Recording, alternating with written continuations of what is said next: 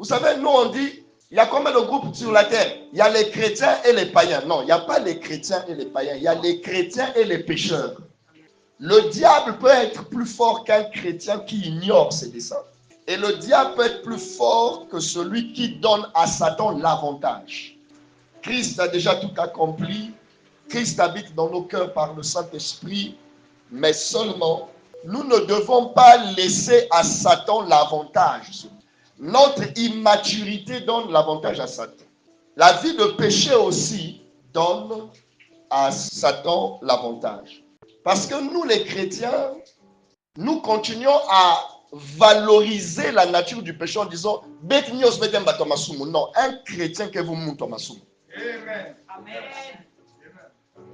Quand vous lisez la Bible, il y a les chrétiens et qui? Et les pécheurs. Un chrétien n'est pas pécheur. Lisez bien votre Bible. La Bible nous appelle des saints. Vous comprenez? Et les justes. Donc, quand un chrétien pêche, il est anormal. C'est anormal à un chrétien de pécher. Nous devons développer la culture de la sainteté et de la sanctification. La sanctification et la sainteté sont la norme des chrétiens.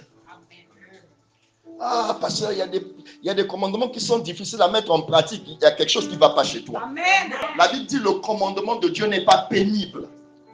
Pour nous qui avons reçu l'Esprit. Pourquoi le Saint-Esprit est venu en nous? Le Saint-Esprit est venu en nous pour faciliter la sainteté. Alléluia. Amen.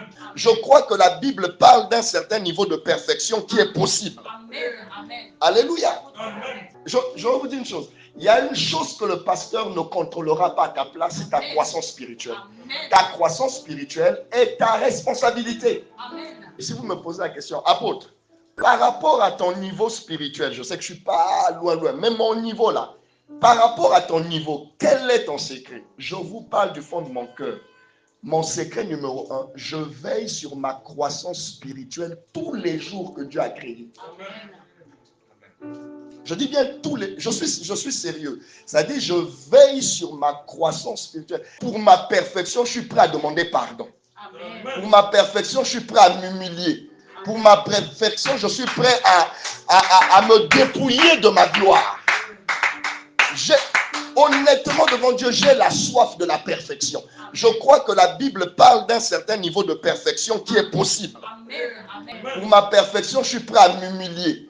Voilà pourquoi tout ce que je vais dire ce soir, si tu n'es pas un amoureux de la perfection, un amoureux de la sanctification, quelqu'un qui a soif d'atteindre des dimensions avec Dieu, je vais être inutile pour toi ce soir. On va voir un peu ce qui animait le cœur de l'apôtre Paul. Philippiens chapitre 3 à partir du verset 7. Mon bien-aimé, pendant que la lecture va être faite, parce que j'ai dit ce soir il y aura la prière, je commence déjà avec la prière aussi en même temps. Vous me suivez? Je n'attends pas la fin, je vais prophétiser ce soir. Je vais faire des déclarations prophétiques. Pendant qu'on va lire ce texte, je prie que l'esprit de ce texte soit communiqué au nom de Jésus. Philippiens chapitre 3, à partir du verset 7. Tu t'arrêtes seulement quand je te dis de t'arrêter, maman. Amen. Allons-y.